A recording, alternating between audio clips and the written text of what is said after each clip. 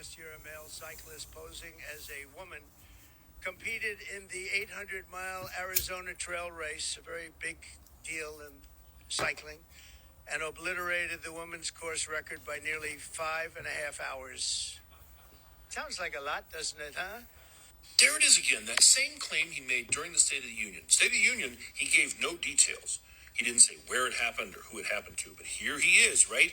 Arizona, 800-mile race where a trans woman beat the other women by 5.5 hours. Sounds like a lot, doesn't it? No, it doesn't, actually.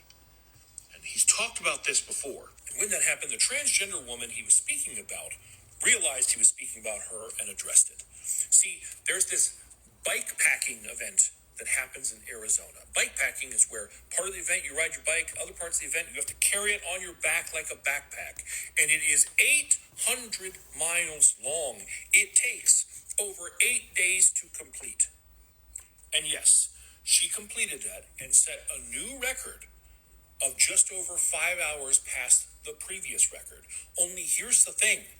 That is a co-ed event that does not recognize a distinction between genders. So she wasn't beating the women's record. She was beating the overall record. She set the record that had been held by a man who had broken the record that was previously held by a woman.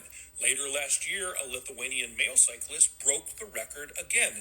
The Arizona trail race is not segregated by gender, so singling out Killips as an example of a trans woman athlete who is hurting cisgender women is nonsensical. Furthermore, when she addressed this and called them out for their bullshit trying to blame trans women, instead of saying something about, like, you need to support trans women, you need to support trans athletes, she used it as an opportunity to say, why don't you try supporting women's sports?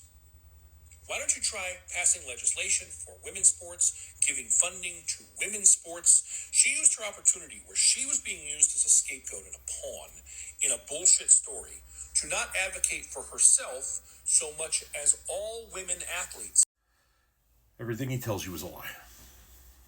You just have to assume every time he opens his fucking mouth, he's lying to you. Everything the man says is a fucking lie.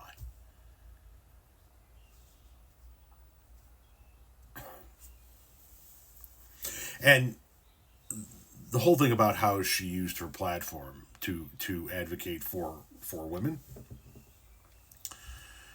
make no mistake about it.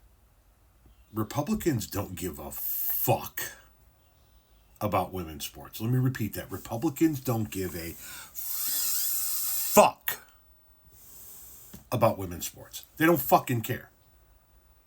They don't fucking care. They just don't like trans people. If they liked women's sports, they would be supporting women's sports. They would be going to women's sports. They would be advocating for women's sports. They're not. They're advocating against trans people. It's all bigotry disguised as support.